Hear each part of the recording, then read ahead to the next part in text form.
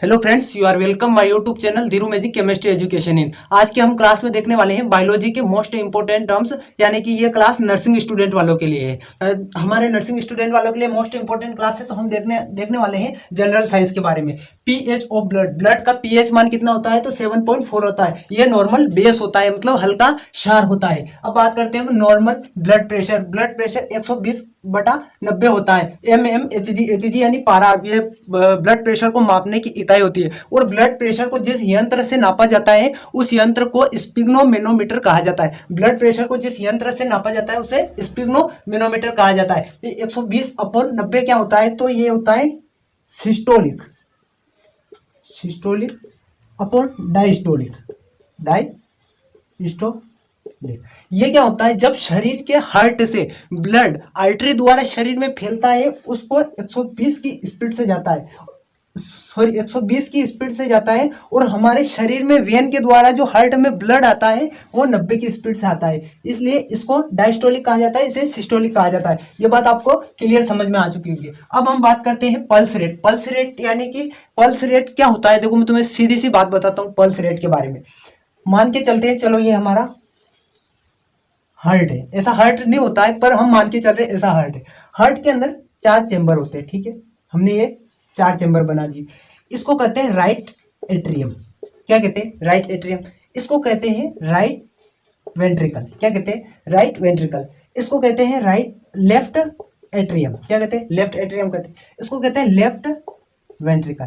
इस right atrium का काम क्या होता है कि शरीर के अंदर वेनों से जो ब्लड आ रहा है उसको रिसीव करना, और रिसीव करके ये राइट वेंट्रिकल में पहुंचाता है। तो राइट वेंट्रिकल का काम क्या होता है? ब्लड को पल्मोनरी यानी कि लंग्स के अंदर ट्रांसफर करना। यहां से लंग्स में पंप होगा, और जब ब्लड लंग्स के अंदर चला जाता है, यहां से इसमें ब्लड के अंदर O2 मिला देते हैं, और वो जो ब्लड होता है ना, वो कहाँ आता है? लेफ्ट एट्रियम में आता है। लेफ्ट एट्रियम क्या करता है? लंग्स से ब्लड को रिसीव करता है और लेफ्ट वेंट्रिकल को देता है। तो लेफ्ट वेंट्रिकल क्या करता है कि लेफ्ट वेंट्रिकल ब्लड को आर्टरी के द्वारा पूरे शरीर में फ्लो करता है। तो जब ये यहां से फ्लो होता है ना, तो इस रेट को, एक रेट होती है, ये 1 मिनट में 72 बार ये धड़कता है, 72 बार फ्लो करता है। तो इसको हम चेक यहां से कर सकते हैं। इस आर्टरी से हम यहाँ पर चेक कर सकते हैं कि पल्स रेट। तो आपको पल्स रेट के बारे में पूरा समझ में आ चुका होगा। फिलहाल के लिए मैं इसको मिटा रहा हूं।